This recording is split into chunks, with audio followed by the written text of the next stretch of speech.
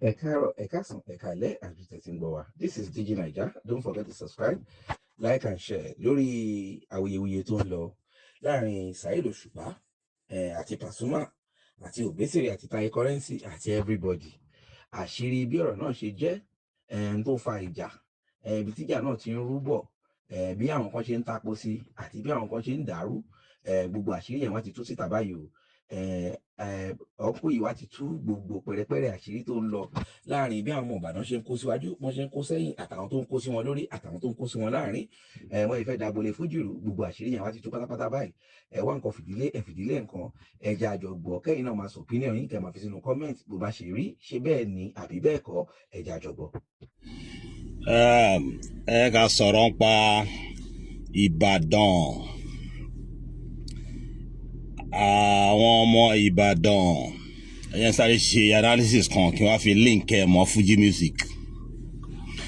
Ẹ̀yin tèmi as usual ọlọ́gbọ́n là ń bá lọ o, ṣó ti yé yín.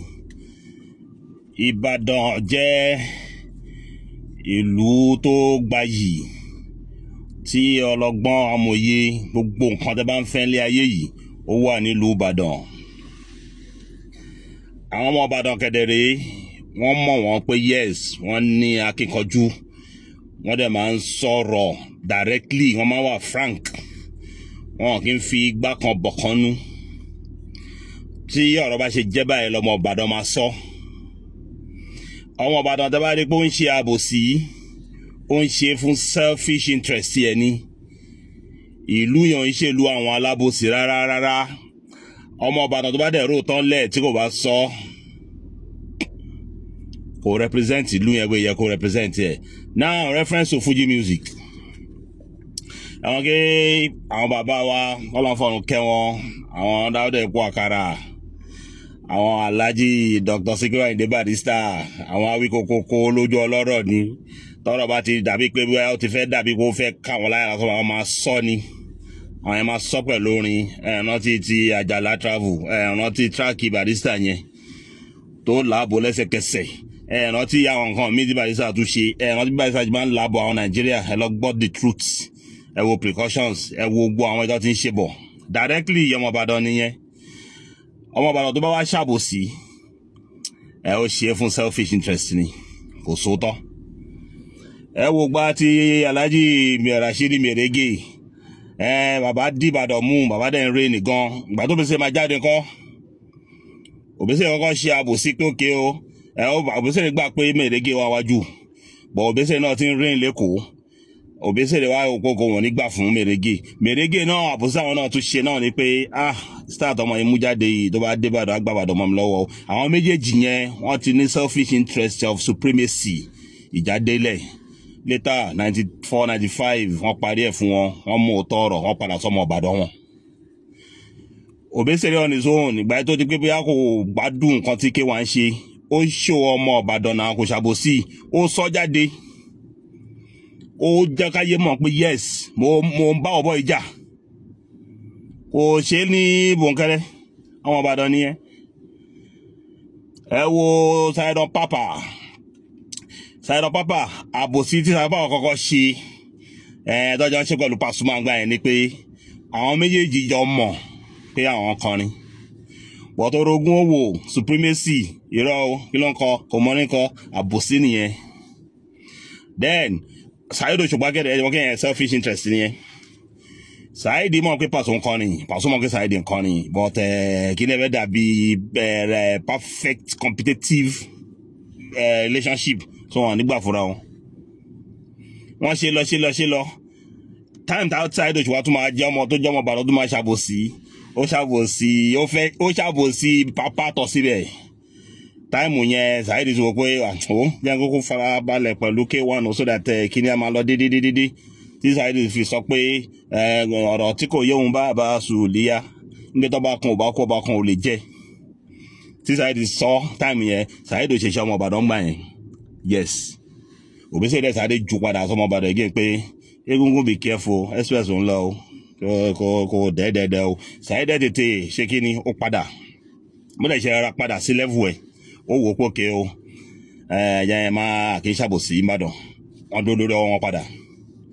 time tó di pé Saheed Osupa ó ń bá tọrọ ọba nǹkan kan fẹ́ ṣẹlẹ̀ kò expect nǹkan tí K1 ṣe ó sọ jáde ó bu ó frank ó dúró àwọn àgbààgbà kan tó tún support wọn ó kọ́ fọwọ́ bo àwọn àgbàlagbà yẹn ni but ó wò ó pé àwọn àgbàlagbà yìí náà inú wọn ò dùn sí ó dẹ̀ dúró lórí ọwọ́ ẹ̀ ó bá everybody jà ọmọ Ìbàdàn nìyẹn time tí Saheed Osupa wá fẹ́ máa ṣèṣe ọmọ Ìbàdàn kan tí kò fẹ́ fi àbòsí sí tó tọ́ pé supremacy ọlá tún jà fún nǹkan kan Saheed Osupa wá come out sọ pé ànábì ní Paso òun mà náà bí mẹ́rin nínú Fuji music ó ṣèṣe ọmọ Ìbàdàn gbà yẹn ẹ̀yin tẹ́ ń jáǹsì fún general Kollington ìlà ìgbà tí Saheed Osupa sọ̀rọ̀ ànábì mẹ́rin kò dárúkọ bàbá Kollington yẹn da íńtánẹ́ẹ̀tì rú náà Saheed jáde pé òun máa ànábì nǹkan tó wọ́n mọ́nu Fuji kò sí òun máa ànábì Paso ó wá ṣe tòótọ́ kò ṣàbòsí mọ́ngbà yẹn wọ́n jà fún kankan mọ́ yẹn ó wá sọ tòótọ́ pé ànábì Paso ó gbà fún pé tí Paso fi lè jẹ́ ànábì Fuji Paso ń kọrin so voice note tó ti lọ yẹn táìmù tó ń ṣàbòsí nìyẹn. Now Saheed Osupa wá mention ànábì tó mention bó ṣe wà gangan his own perspective ó dẹ̀ dúró sí wọn wá kó apàdé ìjà Saheed tó wá ṣe ọmọ Ìbàdàn láì máa ṣàbòsí ó ní nǹkan tó ń fi gbádùn Táyé Currency ni pé ó wà lójú kan ibi tó wà Saheed tó ṣe ọmọ Ìbàdàn láì ṣàbòsí níbi tí àwọn kan tó wà lórí stage tó máa gbé tírí lẹ́dà over Táyé Currency Saheed ní no ẹ má dàpọ̀ o Àpèsìn ọmọ Paso tírí ọmọ Àpèsìn ṣẹ́rí pé kò ṣàbòsí bẹ́ẹ̀ sọ́nkọ́ ọmọ Ìbàdàn tó bá ṣe àbòsí kò ń ṣe ọmọ Ìbàdàn kò mú Ìbàdàn tó Ìbàdàn yẹn kò sínú ẹ̀jẹ̀. Now Saheed Osupa wá ṣe apology kò ṣàbòsí Pasuma ìgbà tó ń ṣàbòsí Pasuma yẹn wọ́n jà fún supremacy but time sin apology tí Saheed Osupa ṣe lánàá ọ̀sọ̀ yẹn ó ṣe kò ṣàbòsí ó ti gbà fún Pasuma pé Pasuma kan ni àwọn ọmọ Ìbàdàn máa sọ̀rọ̀ báyìí àwí kokoko lójú ọlọ́rọ̀ ni tọ́lọ́rọ̀ bá gbọ́ kí ló fẹ́ ṣe tọ́tọ́ bá tó wá fẹ́ ṣe dáadáa ní ìlànà tó tún wà pa wọ́n tó wá ní àwí koko lójú ọlọ́rọ̀ sòtítọ́ ọmọ Ìbàdàn nìyẹn.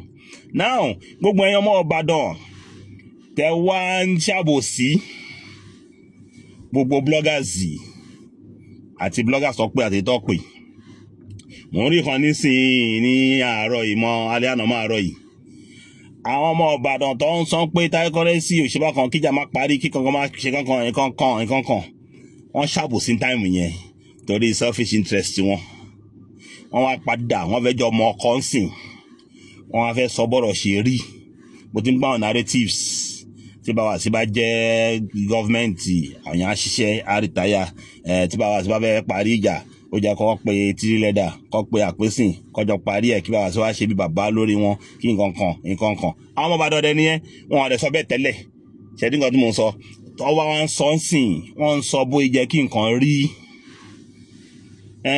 wọ́n ń sọ bóyá jẹ́ kí nǹkan rí nìyẹn.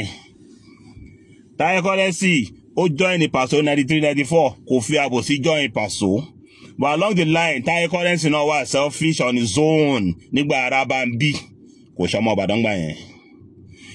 Paso padà sí ọ̀gá ńlá Táyé Currency òun fẹ́ dá dúró kò tún fẹ́ ṣe K1 wo táìmù yẹn ni àbòsí yẹn ti ń ṣẹlẹ̀ àbòsí ò dẹ̀ kí ń bóyàn wá ń ṣíyàn ni ṣe ti rí bẹ́ẹ̀ yẹn sìn so ọmọ Ìbàdàn ẹ dúró lórí òótọ́ tẹ bá mọ̀ pé ẹ lè ṣòtítọ́ ẹ dákẹ́ èèyàn tẹ bá mọ̀ kẹ́ ẹ lè bá ṣe ẹ má fi selfish interest lọ bá ṣe kó wá dọ́là kẹ wá ṣẹ̀ṣẹ̀ fẹ́ withdraw má pè ní alábòsí ṣé nǹkan tí mo sọ yìí ẹ dúró lórí ọwọ́ yín ẹ sòótọ́ tẹ bá lè sòótọ́ kẹ dákẹ́ tẹ bá ti ṣàbòsí lọ tẹ wá padà ń sìn tẹ fẹ́ máa sọ bọ́rọ̀ ṣe jẹ́ kó rí alábòsí lọ́ máa pè yín o so ọmọ Ìbàdàn mo kí yín o ẹ máa ń sọ̀rọ̀ bó yẹ kẹ́ sọ ni àwọn alábòsí tó bá wà ń bẹ̀ ẹ pè wàdà o next post nsìn mo fẹ́ sọ ti bá wà sí second post nìyẹn